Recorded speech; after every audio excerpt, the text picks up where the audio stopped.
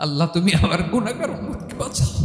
বিশ্বনবী পাগলের মতো একবার হাউজে কাউসারে যাবেন, একবার সিরাতে যাবেন, একবার পুলসিরাতের দিকে, একবার হাউজে কাউসারের দিকে পাগলের মতো দৌড়াতে থাকবেন। তার কোনো গুনাহগার উম্মত যাতে জাহান্নামে ঢুকে না যায়। সেদিন কেউ সুপারিশ করতে পারবে না বিশ্বনবী ছাড়া। কিয়ামতের ময়দানে ওই বিভীষিকাময় সময়ে মুসিবতের কালে মানুষগুলো পাগল হয়ে বিশ্বনবীকে খুঁজতে আরম্ভ করবে।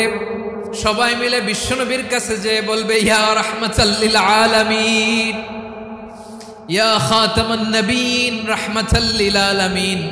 দেখেন আমাদের কি অবস্থা, কি কঠিন বিপদে আমরা আছি, দাঁড়াতে পারি না, সূর্যের আলোতে ঘেমে হয়রান। আজকে কেউ সুপারিশ করতে পারবে না। সব নবীরা অপারগতা স্বীকার করেছে, তারা বলেছে আপনি ছাড়া কেউ নাকি আল্লাহর সামনে দাঁড়াতে পারবেন না, আপনি একটু সুপারিশ করেন। বিশ্বনবী বলবেন, আসো আসো, আজকের দিনে আমি ছাড়া আল্লাহর সামনে কেউ দাঁড়াতে পারবে না। বিশ্বনবী মাকামে মাহমুদে যে আল্লাহু আকবার বলে সিজদায় লুটিয়ে পড়বেন। আল্লাহ রাব্বুল আলামিন বিশ্বনবীকে এমন কিছু চমৎকার শব্দ শিখাবেন, ওই শব্দগুলো দিয়ে আল্লাহর প্রশংসা করে বিশ্বনবী কাঁদতে আরম্ভ করবেন।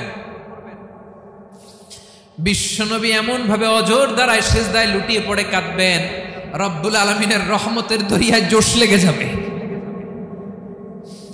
রব্বুল আলামিন এই দৃশ্য থেকে সহ্য করতে পারবেন না। রব্বুল আলামিন বলবেন, ইয়া মুহাম্মদ ইরফা রাসাক, ও নবী আপনি মাথা তোলেন, মাথা তোলেন, আপনার কান্না আমি সহ্য করতে পারি না। নবী আপনি মাথা তোলেন, সাল তুতা, আজকে আপনি যা চাবেন তাই দেব। নবী আপনি সিজদা থেকে মাথা তুলেন, সাল তুতা, যা চাবেন তাই দেব। ওয়াশফা তুশাফা, যার জন্য সুপারিশ করবেন তার সুপারিশ কবুল করে নেব। বিশ্বনবী এবার মাথা তুলবেন। যে বিভীষিকাময় সময়ে প্রত্যেক নবী বলেছেন আমি পারবো না, প্রত্যেক নবী বলেছেন নফসি নফসি, আমার কি হবে আমি জানি না, আল্লাহ আমারে বাঁচাও।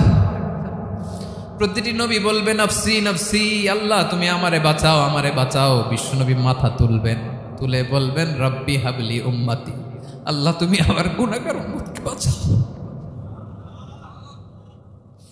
এই দুনিয়ার বুকে রব্বুল আলামিন সব নবীকে একটা করে দাওয়া মুস্তাজাবা দিয়েছেন, মানে যে দোয়া করলে কবুল হয়ে যায় সাথে সাথেই। দাও বিহা, দুনিয়ার সব নবীরা ওই দোয়াটা দুনিয়ায় করে ফেলেছে।